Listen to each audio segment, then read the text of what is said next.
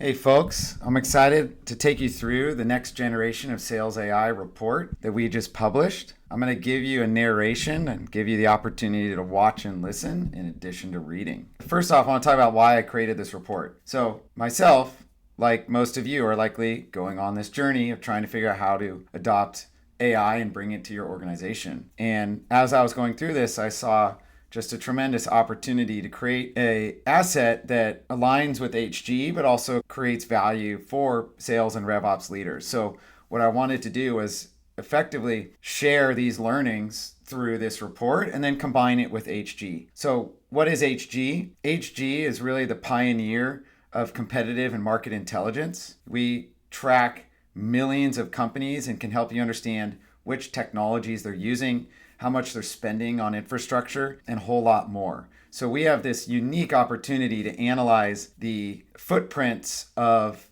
millions of businesses.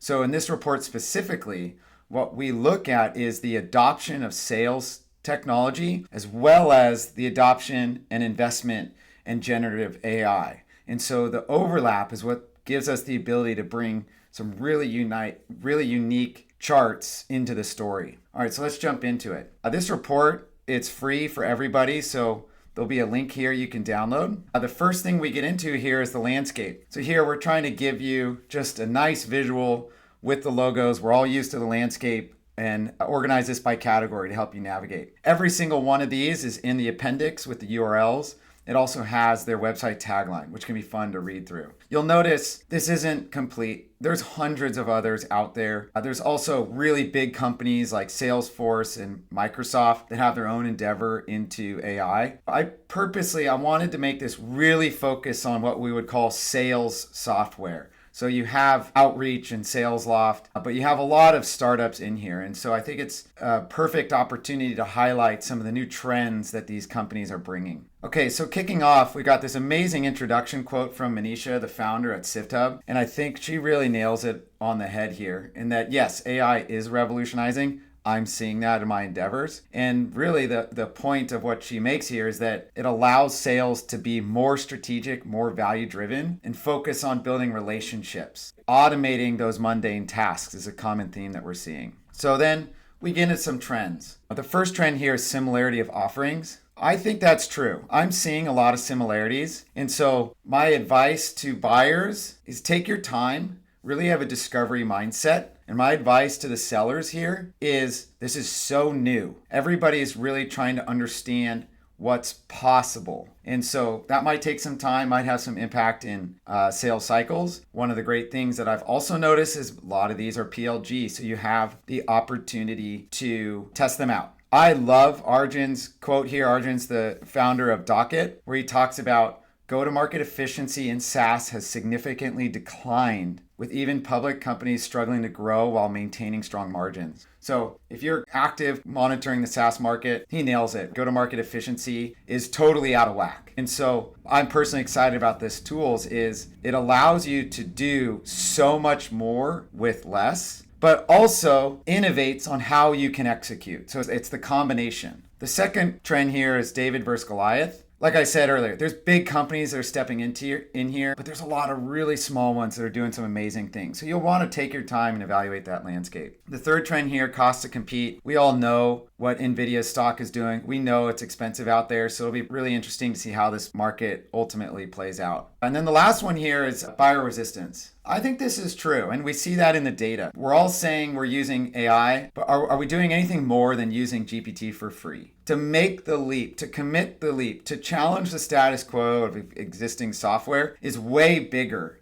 And so there's gonna be some pushback, and that's where being patient as on either side of the deal is gonna be really important. Dave Kennett, the founder of Replays IQ, he's got a great quote here. It's not just about automation, it's about augmenting human potential. I would say the mindset has been on automation the last few years, thinking it's going to replace jobs. That could not be farther from the truth. It is about augmenting, it's about enhancing, it's about scaling human potential, right? Scaling the expertise. Digging in further, we give you a little bit more about the categories. I think this is going to be helpful as you're exploring what are the possibilities. And again, we've got a great quote here talking about how enterprise sales will always have human-driven activity However, AI serves to unlock their ability to be effective, which again, there's a common thread here with all these quotes from founders and leaders at the company. Okay, so now we're getting into the data part. This is where we're using HG's data. And this chart is super fascinating. So what we're looking at is the history of Gen AI adoption among companies that are deploying both Gen AI and sales. So the first number here,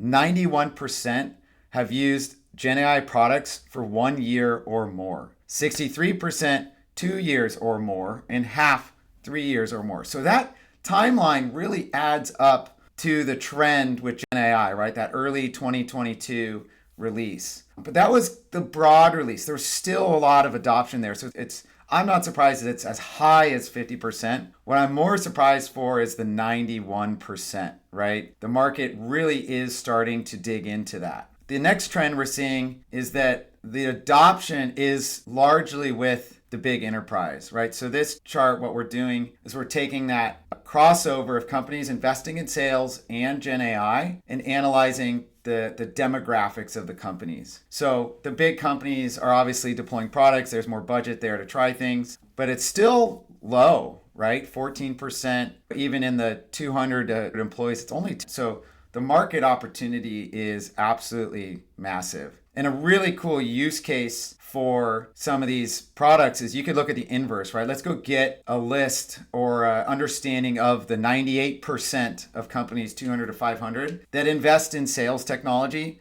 but are not deploying Gen AI, right? That's a TAM right there. The next chart here really continues on that same theme, and it matches that one before, right? The companies with the most revenue are investing in both. Again, not too surprising. The surprise here is just the fact that it's not that much of the market. The next chart here is really fascinating. So why I personally wanted to acknowledge the 5, these are really, I would think, the market leaders in sales technology. Yes, you could say Salesforce, but again, they're the old dog here. These companies have really changed sales engagement and changed how we think about sales execution. And so here we're looking at Gen AI adoption among customers of Outreach, Kalari, Gong, SalesLoft, and Apollo. All 5 have AI as part of their product offering now. So a cool use case here would be to look at, from an outreach perspective, 40% of their customers are not investing in Gen AI, right? So there's an opportunity to target that user base. Okay, so now we're getting into the 75 companies that we analyzed, right? So the previous charts were about the market. This is about the 75 we selected. Again, there's a lot more, and we'll do a broader analysis of that market. No surprise, 60% of 10 employees or less, right? This is the early